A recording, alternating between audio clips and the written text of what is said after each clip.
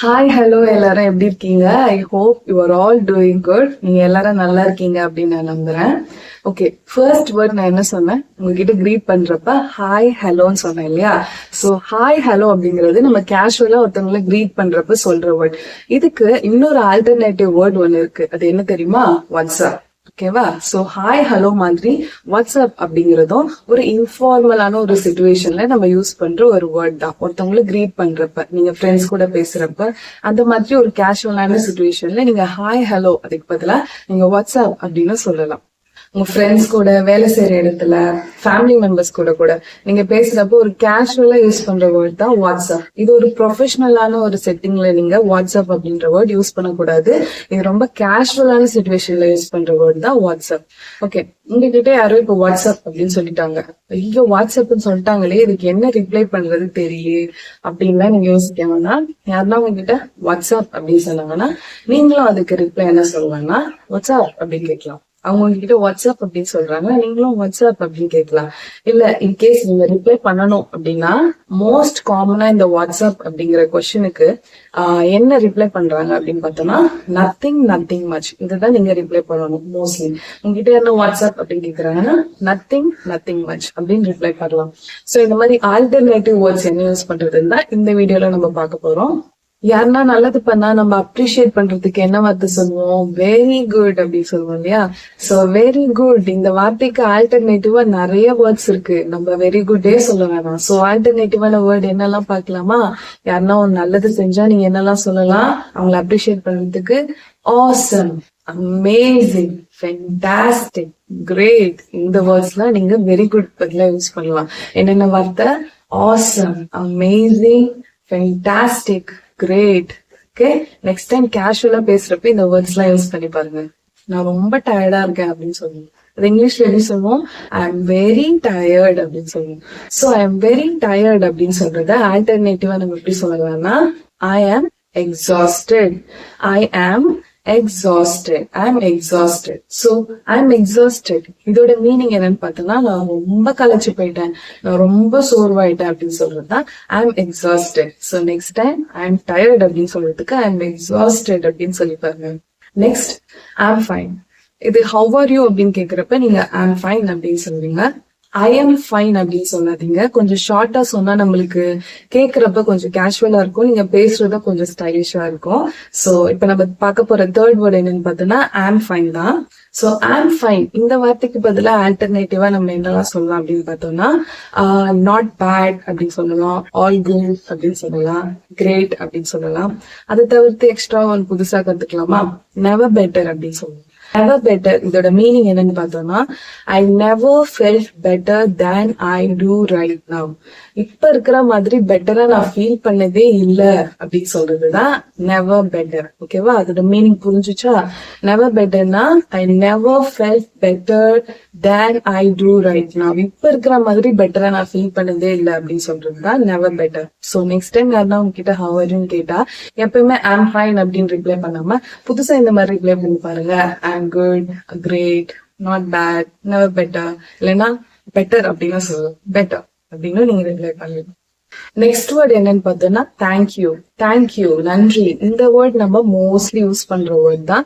So இந்த வேர்டுக்கு பதிலா ஆல்டர்னேட்டிவா நம்ம இன்னொரு வார்த்தை என்ன சொல்லலாம் அப்படின்னு பார்த்தோம்னா ஐ அப்ரிஷியேட்டட். உங்களுக்கு யாருன்னா ஒரு உதவி செய்யறாங்க, யாருன்னா ஹெல்ப் பண்றாங்க அப்படின்றப்ப நீங்க தேங்க்யூ அப்படின்னு சொல்றதை விட ஐ அப்ரிஷியேட்டட் அப்படின்னு சொல்லி பாருங்களேன். அது ரொம்ப பர்சனல் டோனா இருக்கும். தேங்க்யூவை விட அது இன்னும் கொஞ்சம் நம்மளுக்கு கேட்கறதுக்கு ரொம்ப பர்சனலா இருக்கும். ஸோ தேங்க்யூக்கு alternative word I appreciated. I don't know, உங்களுக்கு ஒரு விஷயம் தெரியல அப்படின்றப்ப நீங்க ஐ டோன்ட் நோன்னு சொல்றீங்க. சோ ஐ டோன்ட் நோவோட மீனிங் என்ன? எனக்கு தெரியாது. ஐ டோன்ட் நோ. சோ அதுக்கு ஆல்டர்னேட்டிவா நம்ம என்ன சொல்லலாம்னா I have no idea. I have no idea, எனக்கு எந்த ஐடியாவும் இல்லை. I have no idea. So I don't நோக்கு பதிலா ஐ ஹாவ் நோ ஐடியா அப்படின்னு நீங்க சொல்லணும். ரிலாக்ஸ். ரிலாக்ஸ் இந்த வேர்ட் யாருன்னா ரொம்ப டென்ஷனா இருந்தாலோ இல்ல ரொம்ப கோவப்பட்டாலோ ரெஸ்ட்லெஸ்ஸா இருந்தாலோ அப்ப நம்ம என்ன சொல்லுவோம்? ரிலாக்ஸ் அப்படின்னு சொல்லுவோம்.